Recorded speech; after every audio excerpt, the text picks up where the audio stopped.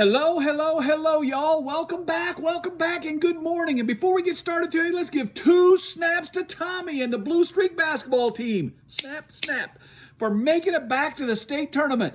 2 more wins, and we're going to party like it's 1999, the last time our team ever won the state championship. So let's go. Now, I asked you to read a passage for me today, so I want to go back and I want to ask you a few review questions. Here are my review questions. Take a look at them. As you take a look at these questions, I want you to think about how many of these can you answer after what you just read for homework. Show me by fingers. How many you got here? 1, 2, 3, 4, 5.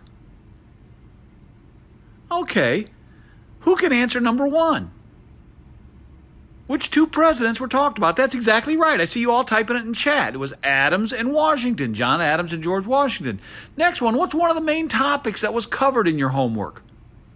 Correct. The Electoral College. What else were they talking about? Political parties. Now, what did George Washington have to say about political parties? Who remembers that one? That's a little bit tougher question. Having trouble? Well, let's take a look at what he had to say. I know. George Washington talks in a lot of very fancy words, and sometimes it's difficult to understand. But answer this simple question about what you're looking at. Do you think that he was in favor of political parties, or do you think that he was against them? I see Mary saying he was against them. What gives you that clue, Mary? What does he say in his words? Exactly right.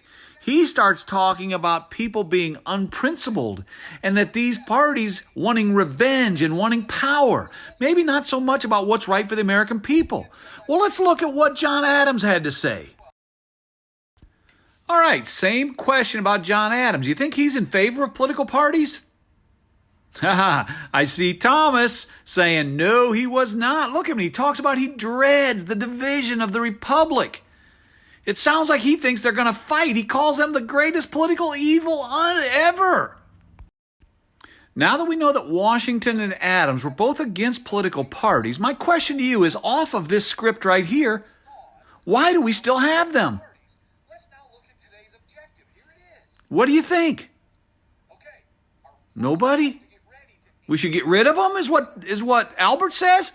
Well, let's take a look. What a great question. Why do we have political parties? Well, let's look at today's objective and let's just see why do we have these. It's a very, very important lesson for us to learn by studying history today. Now, as I said before, it's a great question, but to get to that, we have to look at today's learning objective. By the end of today, I want every single student to be able to give me one statement that shows the relationship between our two-party system, the Republicans and Democrats, and the Electoral College of Voting. Now, there's a clue to the answer to the question. The reason why we have this two-party system has something to do with the Electoral College of Voting. So stay tuned. During the election of 2020, I bet you all were watching that. Now, there is an essential question that goes along with Albert's question. How do third parties affect the outcomes of U.S. presidential elections? To learn this, let's move on. Okay. Our first step to get ready to answer the question that I want you to be able to answer by the end of this bell is looking at the election results from 1912. So let's take a look at this map. Now, before I can get to where I can answer anything, I'll give you just a second to take a look at this map. Study it for a second and see what you think. What jumps off the screen to you? Lulu, you're right. There's a whole lot of blue states. Well, what are the blue states? Those are the states that Woodrow Wilson, the Democrat, won. Look at him. He got over 6 million votes. He got the most votes of anybody. But did he get the majority of all the votes? No, we call that a plurality. He did not get 51% of all votes casted. If you added Theodore Roosevelt's votes with William Howard Taft's votes, they would have over 7 million, more than Woodrow Wilson. So what happened here? The president was William Howard Taft. He was a Republican. Guess what?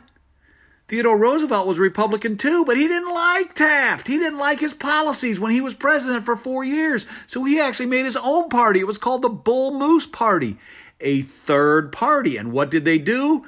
They split the Republican votes. So who ended up winning the election?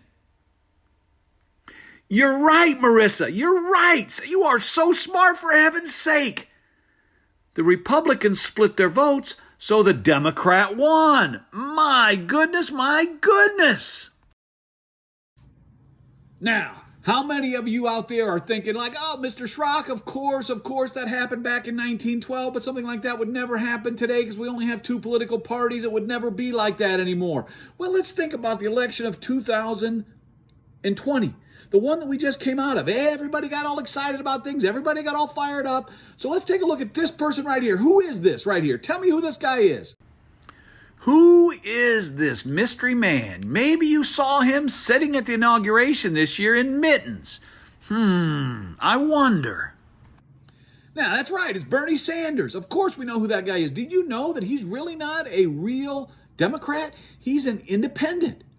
Now, why in the earth would he run for election as a Democrat? What do you guys think?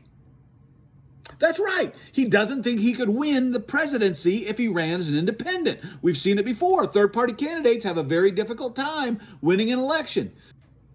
Okay, now a better question. Why would the Democrats let an independent run for president? Tommy, my gosh, not only are you blessed at draining the threes, you can also answer the questions. Did you hear what Tommy said? Tommy said the Democrats would want him to run because they don't want him to run as a political opponent, and the same thing happened in 1912 with the Bull Moose Party, and the Democrats split their votes, and President Trump wins the election. They wouldn't want that to happen because they want to win the election. So now let's go back to our question of the day. The essential question that I was asking before is, how have third parties changed the outcome of U.S. presidential elections? Well, we saw it in 1912. Now, let's take a look ahead in time at 2020, just a year ago. What would have happened had Bernie Sanders run as an independent candidate in the election of 2020? Well, let's take a look at the map. Now, just like I did before, you may have seen this map many times, but I still want to give you time just to look at it and process. Take a look at the votes. There was a third-party candidate in Jo Jorgensen, but she really didn't have a big effect on this because there was a much bigger disparity between Biden votes and Trump votes. But my question is, what would a third-party candidate have done? What would have happened if Bernie Sanders ran? Now, Joe Biden beat Bernie Sanders in the primaries, but do you think he may have taken a few electoral votes away from Biden? Do you think maybe some states would have went to Trump if that actually happened? Oh my gosh, I'm seeing the chat answers roll in. You all believe Bernie Sanders would have lost the election for Biden and won the election for Trump had he decided to run. So exactly what we were talking about. Third-party candidates can have a big effect, but as Jo Jorgensen showed in 2020, they don't always. Had Bernie Sanders ran, we might be telling a very different story in history now, wouldn't we be? Now, back to our objective of the day. What is the relationship between the party system and the Electoral College of Voting? I want you all to type an answer into the chat. Go. Wow, Sue Ann was very fast. What she said was the relationship between the Electoral College and the party system is the Electoral College requires votes, and the parties are trying to get enough people to vote for their candidates so they can get someone elected. Excellent. There's another one. Parties raise funds to help their president get electoral votes and win the presidency. Nice. I see you're well on it. Now, everybody else, keep writing. Let's not forget about the other question. Why do we even have parties? Well, there's your answer. To raise funds and to help candidates get votes. Keep going. I'll keep reading. Woohoo! Color me purple and call me Barney. Every single one of you guys got your sentences. I'll read all of them later. Get your homework on the way out the door. Let's talk more about the Electoral College tomorrow. See ya!